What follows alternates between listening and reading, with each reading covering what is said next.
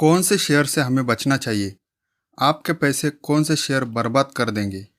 यह सुनकर आप किसी ऐसे शेयर में नहीं फंसेंगे जो आपके पैसों को डुबा देगा और आप शेयर चुनने में चतुर बन जाएंगे। तो शुरू करने से पहले, स्टॉक मार्केट एक पैसों का बहुत बड़ा समुंदर है और उसमें से पैसों को निकालना एक कला है और वह कला आपको सिखाना इस चैनल का लक्ष्य है। अगर आपने चैनल को सब्सक्राइब नहीं किया तो तुरंत सब्सक्राइब कीजिए और शेयर मार्केट संबंधी आपके कुछ भी प्रश्न हो तो हमें शेयर ज़रूर कीजिए। उसका सॉल्यूशन देने का प्रयास हम ज़रूर करेंगे। तो शुरू करते हैं। पीटर लिंच कहते हैं, मैं इन शेयरों से बचूंगा।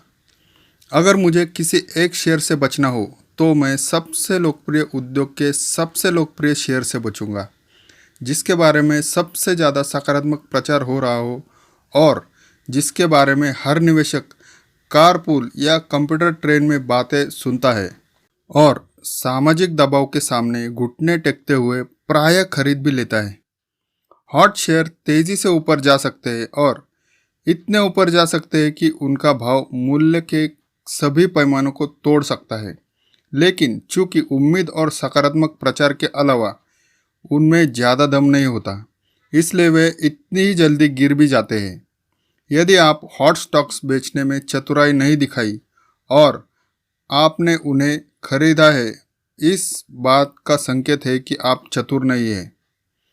तो आपका मुनाफा जल्दी ही घाटे में बदल जाएगा, क्योंकि जब शेयर का भाव गिरेगा तो यह धीरे धीरे नहीं गिरेगा और जब यह गिरेगा तो उस जगह पर नहीं रुकेगा जहां आपने इसे खरीदा था।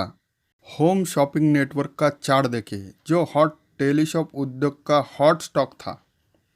यह शेयर 16 महीने पहले $3 से $47 तक उठा, लेकिन फिर $3.50 पर लौट आया। स्लिट्स के हिसाब से भाव में परिवर्तन किया गया। यह उन लोगों के लिए ज़बरदस्त था जिन्होंने $47 पर इसे अलविदा कहा था, लेकिन उन लोगों की हालत कैसी होगी जिन्होंने $47 पर इसे खरीदा था जब यह शेयर अपने सबसे चरम पर था। आमदनी, मुनाफा और भावी संभावनाएं कहाँ थी? इस निवेश में जुए वाला शेयर होने के सारे गुण थे। इसकी बैलेंस शीट तेजी से कमजोर हो रही थी। कंपनी टेलीविजन स्टेशन खरीदने के लिए कर्ज ले रही थी। टेलीफोन्स के साथ समस्याएं थी और प्रतिस्पर्धी प्रकट होने लगे थे। आखिर लोग कितने जर्कोनियन लेक्नस पहन सकते हैं? मैं पहले ही विभिन्न हॉट उद्योगों का जिक्र कर चुका हूँ जो धूम धड़ाके के बाद धड़ाम हो गए हैं। मोबाइल होम्स, डिजिटल वॉच और हेल्थ मेंटेनेंस संगठन हॉट उद्योग थे, जहां उत्साही अपेक्षाओं ने गणित को कोहरे से ढक दिया। जब एनालिस्ट अनंत काल तक दोहरे अंकों की विकास दर की भविष्यवाणी करने लगते थे, तो उस उद्योग का पतन होना शुरू हो जाता था। अगर आप हर आगामी हॉट उद्योग के सबसे हॉट शेयरों में निवेश से होने वाले मुनाफे पर जिंदा रहने का ठान ले, तो जल्दी ही आपके हाथ में कटोरा दिख सकता है। कारपेट से ज़्यादा हॉट उद्योग कोई दूसरा नहीं हो सकता। जब मैं बड़ा हो रहा था तो अमेरिका की हर गृहिणी दीवार से दीवार तक कारपेंटिंग चाहती थी। फिर किसी ने नई टफ्टिंग प्रक्रिया का आविष्कार कर दिया, जिससे गलीचे में लगने वाले फाइबर की मात्रा बेहद कम हो गई और किसी ने लुक्स को ऑटोमेटिक बना दिया। नतीजा यह हुआ कि गलीचों का भाव $28 प्रति गज से घटकर $4 हो गया। नए सस्ते गलीचे स्कूलों, ऑफिसों, हवाई अड्डों और देश भर के उपनगरों में करोड़ों घरों में बिछा दिए गए। वुड फ्लोर कभी कारपेट से ज़्यादा सस्ते थे, लेकिन अब कारपेट ज़्यादा सस्ते हो गए। इसलिए उच्च वर्ग के लोग कारपेट की जगह वुड फ्लोर लगाने लगे और आम जनता वुड फ्लोर से कारपेट पर आ गई। कारपेट की बिक्री नाटकीय रूप से बढ़ी और 6 में से 5 बड़े उद्योग इतने ज़्यादा पैसे कमाने लगे कि उन्हें यह सूझ ही नहीं रही कि इसे कैसे खर्च करें, और वे आश्चर्यजनक तेजी से विकास कर रहे थे। तब एनालिस्ट ब्रोकरों को बताने लगे कि कारपेट बूम हमेशा हमेशा कायम रहेगा। यही बात ब्रोकरों ने अपने ग्राहकों को बताई और ग्राहकों ने कारपेट कंपनियों के शेयर खरीद लिए।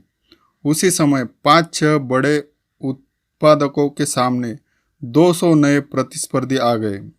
वे सभी अपने भाव गिराकर ग्राहकों को तोड़ने का खेल खेलने लगे। इस सब का परिणाम यह हुआ कि इसके बाद किसी को भी कारपेट के कारोबार में $1 भी कमाई नहीं हुई। ज़्यादा विकास दर और हॉट उद्योग दूसरों को उस व्यवसाय में उतरने का प्रलोभन देते हैं और काफ़ी चतुर खिलाड़ी उस दिशा में आकर्षित होते हैं।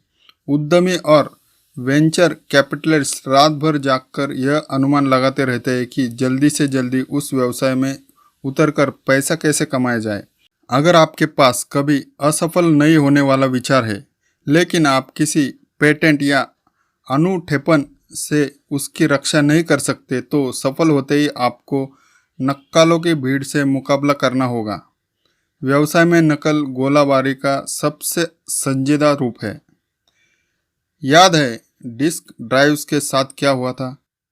विशेषज्ञों ने कहा था कि यह रोमांचक उद्योग हर साल 52% की दर से बढ़ेगा।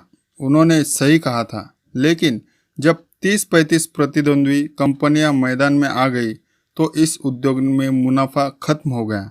तेल सेवाएं याद है? आपको तो बस कंपनी के आईपीओ के प्रोस्पेक्ट्स में तेल शब्द लिखना था और इतने भर से ही लोग शेयर खरीद लेते थे, भले ही कंपनी के मालिक निवेशकों का तेल निकालने के मंसूबे से रखते हो। 1981 में कोलोराडो में ऊर्जा सम्मेलन में डिनर हुआ। वहाँ टॉम ब्राउन मुख्य वक्ता थे। टॉम ब्राउन लोकप्रिय तेल सेवा कंपनी टॉम ब्राउन इंक के मुख्य मालिक और सीईओ थे, जिसका भाव उस वक्त $50 था।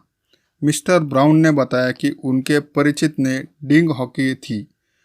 उसने उस शेयर को शॉर्ट कर लिया, यानी इसके नीचे जाने पर दाव लगाया, जिसके बाद मिस्टर ब्राउन ने नीचे मनोवैज्ञानिक कथन किया, अगर आप मेरा शेयर शॉर्ट करते हैं तो इसका मतलब है कि आप पैसे से नफरत करते हैं।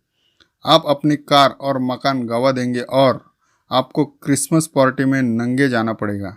मिस्टर ब्राउन की इस बात पर काफ़ी हंसी सुनाई दी, लेकिन 4 साल में उस शेयर का भाव $50 से गिरकर $1 पर आ गया। जिस परिचित ने वह शेयर शॉर्ट किया था, वह इस जबरदस्त सौदे से आनंदित हुआ। अगर किसी को क्रिसमस पार्टी में नंगे जाना पड़ा तो नियमित शेयरधारकों को, जिन्होंने उस शेयर को पूरी गिरावट में रोक कर रखा था, वे इस बदकिस्मती से बच सकते थे, बशर्ते वे इस हॉट उद्योग के सबसे हॉट शेयर नज़रअंदाज करते या कम से कम थोड़ा होमवर्क कर लेते। टॉम ब्राउन इंक के पास कुछ भी नहीं था, बस बेकार उपकरण थे। तेल और गैस के कुछ संदिग्ध क्षेत्र थे, कुछ बड़े कर्ज थे तथा बुरी बैलेंस शीट थी। 1960 के दशक में जेरोक्स से ज़्यादा हॉट शेयर दूसरा कोई नहीं था। फोटोकॉपिंग एक ज़बरदस्त उद्योग था और जेरोक्स के पास पूरे प्रक्रिया का नियंत्रण था। जेरोक्स बोलचाल का शब्द बन गया था, जो एक सकारात्मक बात होनी चाहिए। कई एनालिस्ट यही मानकर चले थे।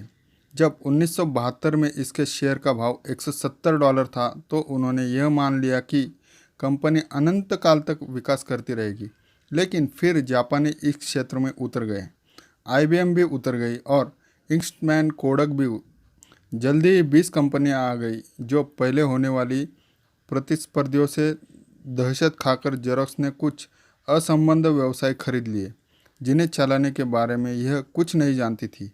परिणाम यह हुआ कि इसके शेयर का भाव 84% घट गया।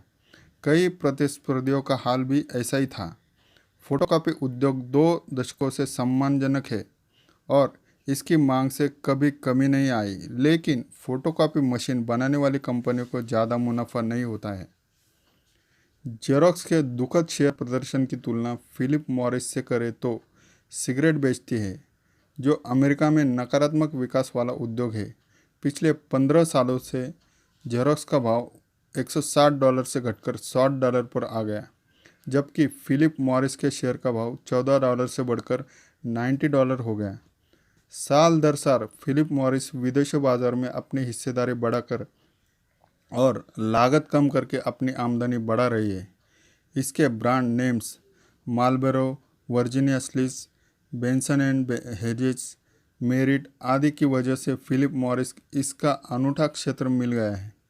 एक फ़ायदा यह है कि नकारात्मक विकास वाले उद्योग ढेर सारे प्रतिस्पर्धियों को आकर्षित नहीं करते हैं। तो आपको ये जानकारी कैसी लगी हमें कमेंट करके ज़रूर बताइए, और आपको शेयर मार्केट में सफलता मिले इसी आशा के साथ हम आपसे विदा लेते हैं। धन्यवाद।